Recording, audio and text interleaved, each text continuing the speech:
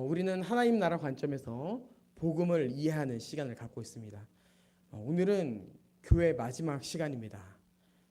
사도행전 2장 41절부터 47절은요. 우리가 자주 접하는 말씀인데요. 이 말씀은 교회의 특징을 보여주는 본문입니다. 교회의 탄생은요. 저번 시간에도 제가 잠깐 이야기를 했지만 하나님 나라에 있어서 아주 중요한 터닝 포인트입니다. 왜냐하면은 창세기 1장부터 2장에 나타난 하나님의 나라가 성령을 통하여 예수를 믿는 모든 자들에게 임하는 사건이기 때문입니다. 그래서 제가 저번 주에 교회를 설교할 때마다 다시 새로 시작한 것 같다 이러한 표현을 사용했었죠. 성령은요 단순히 우리의 기분을 좋게 하는 분이 아닙니다. 창세기 3장부터 시작된 옛 시대가 끝나고 새로운 시대가 임했음을 알리는 표징이 바로 성령이에요.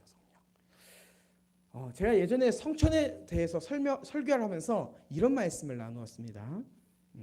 하나님은 자신을 만족시킬 수 없는 인류를 위해서 선지자들을 통하여 약속하셨다.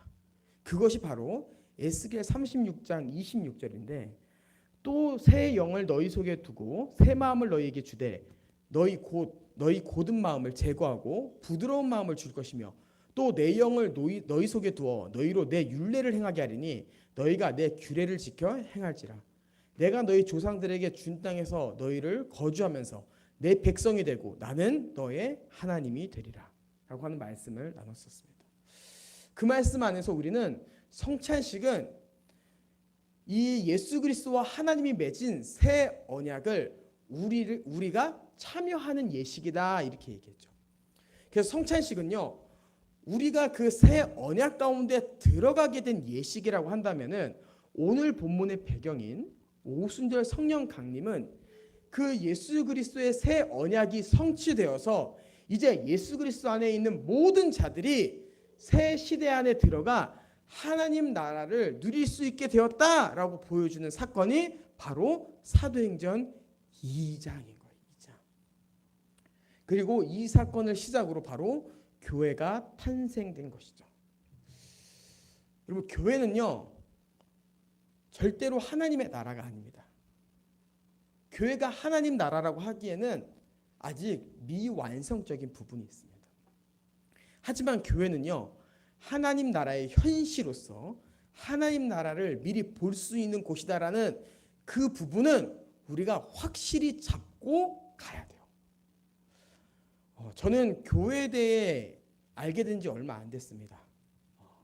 여러분이 생각하는 것보다 진짜 훨씬 안 됐어요.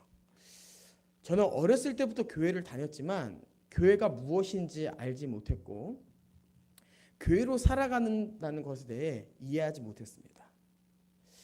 제가 신대원을 다니면서 교회에 대해서 안 배운 것이 아닙니다. 교회론이라는 것을 배웠습니다.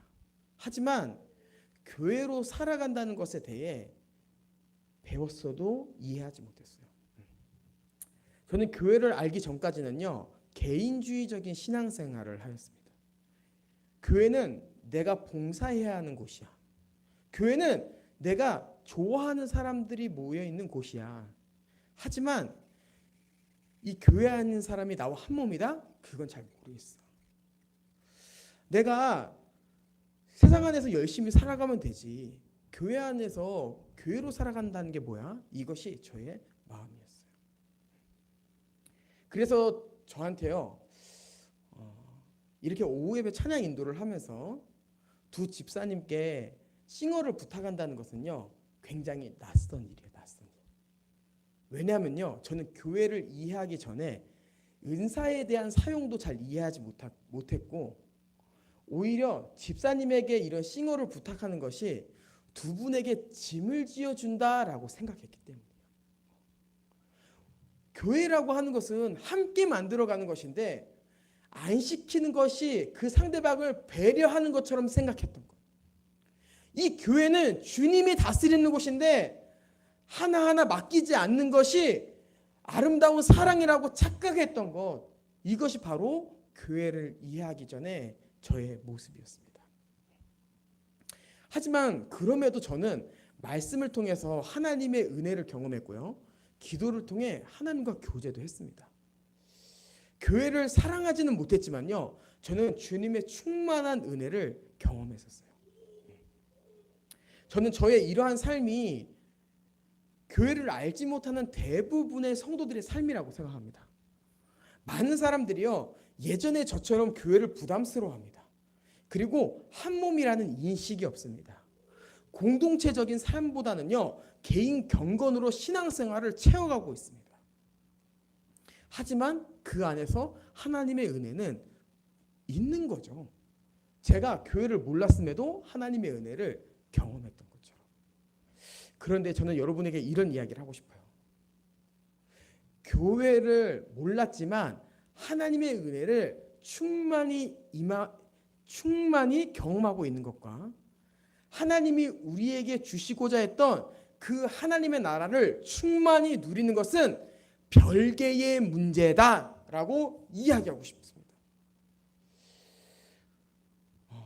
교회를 모른다고 해서 구원에서 탈락되는가? 여러분 절대 아니죠. 우리는 어떻게 구원을 받습니까? 예수 그리스도를 믿음으로 구원받습니다. 그리고 저처럼 교회를 알아야만 교회적 삶을 살 수 있는가? 이것도 아닙니다. 여러분 저는요 개인주의적인 신앙생활을 가지고 있었지만 그 전에도 교회 안에서 교회적 삶이 뭔지는 경험하고 있었어요. 다만 이것이 교회 안에서 누릴 수 있는 삶이라는 것을 깨닫지 못했던 거죠. 그래서 저는 여기서 이러한 얘기를 왜 하냐면은 하나님이 우리에게 허락하신 하나님의 나라를 과연 혼자서 누릴 수 있는가? 우리가 개인 경건 생활로 하나님을 만난다고 하는데 하나님의 은혜를 충만히 경험한다고 하는데 이것이 과연 진짜 하나님께서 우리에게 주시고자 하셨던 이 땅의 하나님의 나라인가? 라고 했을 때 저는 절대 아니다 라는 것을 이야기하고 싶어요. 절대 아니다. 우리는 앞에서 교회가 하나님 나라의 현시라고 말했습니다. 그 얘기는요. 교회 외에 다른 곳은 하나님의 현시가 아니라는 거예요. 우리에게 있어 교회는요. 하나님의 나라를 볼 수 있는 유일한 곳입니다. 유일한 곳. 개인이 경건 생활을 통해 하나님의 은혜를 경험할 수 있지만 교회가 없이는 하나님이 주시고자 하셨던 창세기 1장부터 2장의 삶은요. 나타나지 않아요. 아담이 어떻게 보람을 경험할 수 있었을까요? 그것은 아담이 은사를 발휘했을 때 그 은사를 받을 수 있는 지체가 있었기 때문에 보람을 누릴 수 있었습니다. 아담이 어떻게 만족감을 누렸냐? 그것은 아담이 부족함에도 불구하고 아담의 부족함을 채워주는 하와라는 지체가 있었기 때문이에요. 아담이 어떻게 사랑을 경험할 수 있었는가? 바로 한 몸인 하와와 사랑을 했기 때문에 경험할 수 있습니다. 이것이 바로 하나님 나라의 현신 교회인 거죠. 개인주의적인 신앙생활을 하는 사람들에게는요. 이러한 생각이 들 수 있습니다. 그러면은 세상에 나가서 내가 그리스도로 살며 보람을 느끼면 되지. 내가 세상에서 빛과 소금으로서 만족함을 누리면 되지.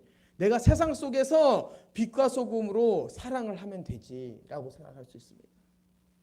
여러분, 우리가 세상의 빛과 소금 맞습니다. 하지만 일방적인 교회적 삶은 온전한 하나님의 나라를 경험하기 어렵습니다. 우리가 교회 안에서 은사를 발휘한 것처럼 세상에도 사용합니다. 우리가 교회 안에서 만족감을 누렸던 것처럼 세상에서도 옆에 있는 지체를 위해서 일하고 사랑합니다. 하지만 우리가 그 사람에게 할지는 모르지만 그 불신자들이 우리에게 똑같이 하진 않습니다. 왜? 다스리는 주체가 달라요. 우리가 보람, 만족, 사랑할 수 있는 것은요. 우리의 머리가 그리스도이기 때문에 가능합니다. 세상 사람들이 불가능한 것은요. 그들이 도덕적으로 뭔가 부족한 사람이어서가 아니라요. 그들의 머리가 예수 그리스도가 아니기 때문에. 그래서 우리는 더욱더 교회가 소중해요. 그렇기 때문에 우리는 교회 안에서 더욱더 하나님의 나라를 마음껏 누려야 됩니다. 그래야지 세상에 가서도 일방적인 사랑을 베풀어도 버틸 수 있어요. 일방적인 만족, 일반적인 은사를 사용해도 견딜 수 있는 거예요. 하나님의 나라의 현시인 교회를 누린 자만. 그리고 그것을 잘 보여주는 것이 바로 오늘 본문인 거죠. 오늘 본문을 보면요, 교회의 중요한 네 가지를 말합니다. 첫 번째 가르침, 두 번째 교제, 세 번째 떡을 떼었다, 네 번째 기도하기를 힘썼다, 이렇게 나옵니다. 교회가 사도들의 가르침을 받았다는 것은 하나님 나라를 보여주는 것에 있어서 아주 중요한 출발점입니다. 가르침이. 하나님 나라의 중요한 요소는 무엇일까요? 바로 왕이죠. 왕. 우리가 어떻게 사랑하고 보람을 느끼고 만족할 수 있냐라고 했을 때 그것은 교회의 머리가 예수님이기 때문에, 우리를 다스리는 자가 예수님이기 때문에 가능합니다. 이런 이야기를 했어요. 누가 다스리느냐에 따라 그 나라가 결정해요. 주님이 다스리면은 주님의 통치가 임하고요, 사단이 다스리면은 사단의 통치가 임합니다. 그런데요, 이 가르침, 말씀이라고 하는 것은 바로 하나님이 자신의 나라를 통치하는 방식이요. 방식. 우리는 말씀하면요, 교회 안에서의 가르침만 생각할 수 있는데요, 실제로 이 말씀이라고 하는 것은 창세 전부터 시작된 하나님의 운영 방식입니다. 하나님은요, 말씀으로 세상을 창조하셨고요, 구약에서는 하나님의 백성들에게 직접 말씀하셨고, 다윗 시대 때부터는 하나님께서 선지자들을 통하여 말씀하셨어요. 그리고 예수님이 오셔서 하나님 나라를 어떻게 나타내셨냐면은 복음을 가르치심으로 나타내셨습니다. 그리고 사도들이 한 건 다른 것이 아니었습니다. 바로 예수님의 가르침을 그대로 전하는 것. 이것이 바로 교회의 역사예요. 교회는 사도들의 가르침을 받음으로 하나님의 뜻을 깨달았고 하나님께 순종하며 살 수 있었습니다. 그렇기 때문에 이 첫 번째, 교회의 가르침이 끊기면요, 하나님의 통치도 끊기는 거예요. 그리고 가르침이 끊기면 어떻게 됩니까? 하나님의 통치가 끊기기 때문에 교회가 교회로서의 정체성을 잃어버립니다. 우리가 이제 찬양을 고백할 때 얘기하죠. 교회가 교회되게. 여러분, 교회가 교회되는 방식은요, 말씀으로 주님의 통치가 임하면 돼요.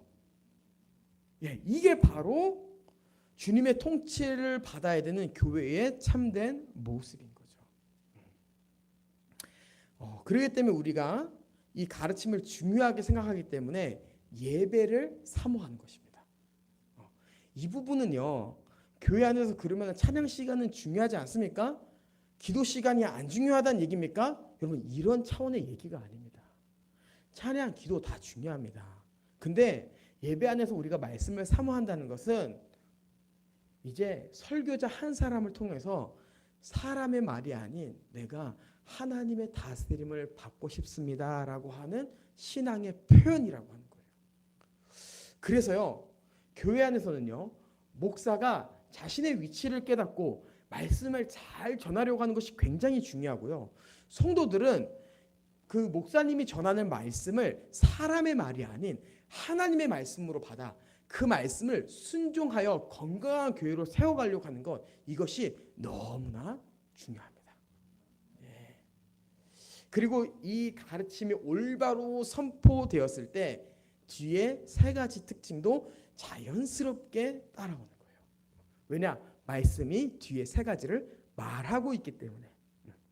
두 번째가 무엇이었습니까? 바로 교제였죠. 교제는요, 한 몸으로 살아가는 교회의 중요한 특징이에요. 이것은 우리가 오전에 나눈 말씀에서도 보았습니다. 온유, 의의 주림, 긍휼, 화평한 자, 여러분, 그게 다 어디서 발휘가 될까요? 교제 안에서 발휘돼요. 교제 안에서. 그리고 우리가 1, 2장을 얘기하면서 얘기했던 이 세 가지 복, 보람, 만족, 사랑이라고 하는 것도 결국 다 교제 안에서 이루어집니다. 근데 여러분, 우리가 기억해야 될 것이 있어요. 교제라고 하는 것은요, 단순히 모이는 게 교제가 아닙니다. 왜냐면요, 모여도요 성도의 교제가 아닐 수 있기 때문이에요. 사람이 모여가지고 각자의 가치관을 주장하고 하나님과 상관없는 이야기를 나누고 의견이 맞지 않아 대치하고 서로 싸우는 것은요 교제가 아니죠. 한 곳에 모여 전쟁을 벌이는 거죠. 전쟁. 예. 성도의 교제란 무엇입니까? 단순히 모여서 하고 싶은 이야기를 하는 것이 아니라 가르침을 받은 내용을 기억하며 은혜를 나누고 서로를 배려하고 이해해주며 기다려주고 안아주는 것이 바로 교제예요. 그리고 하나님은요 이렇게 교제를 하는 교회에게 참된 안식을 주시며 자라게 하세요. 이것이 바로 하나님 나라를 보여주는 교회의 참된 모습인 거죠. 세 번째는 떡을 뗍니다. 이것은 성찬식을 말하죠. 성찬식은 하나님 나라를 경험하게 하는 중요한 역할을 합니다. 설교 시간은요 비가시적인 말씀, 즉 듣는 말씀이라고 한다면요, 성찬은요 가시적인 말씀, 즉 눈으로 말씀을 경험하는 시간입니다. 이게 무슨 얘기냐면요, 설교 시간에는 여러분 저의 말씀을 어떻게 듣고 은혜를 누릴 수 있습니까? 귀를 열 때 하나님의 은혜를 경험할 수 있습니다. 성찬은 달라요. 성찬은요 우리가 함께 나누는 떡과 잔을 보면서 십자가를 경험한다는 거예요. 여러분 성찬식 할 때 무슨 생각하십니까? 저 카스테라 오늘 맛있겠는데? 저 카스테라 저번 성찬식 때보다 약간 좀 커졌는데 좋았어. 뭐 이런 생각하십니까? 아니죠. 우리는 카스테라와 떡이라고 하죠. 떡과 잔을 보면서 맛있겠다라는 생각을 하는 것이 아니라 십자가를 봅니다. 십자가. 그리고 그 떡과 잔을 떼어 마시는 순간 우리는 성령의 충만한 감동으로 말미암아 다시 십자가 은혜를 기억할 수 있게 되고요. 그 십자가 은혜를 감사할 수 있는 시간이 돼요. 그게 제가 저번에 농담이 아닌 진담으로 이런 이야기를 했죠. 저도 할 수만 있다면 매주 성찬식을 했으면 좋겠습니다. 이런 이야기를 했어요. 제가 담임이 되면 하겠습니다. 여기서는 안 돼요.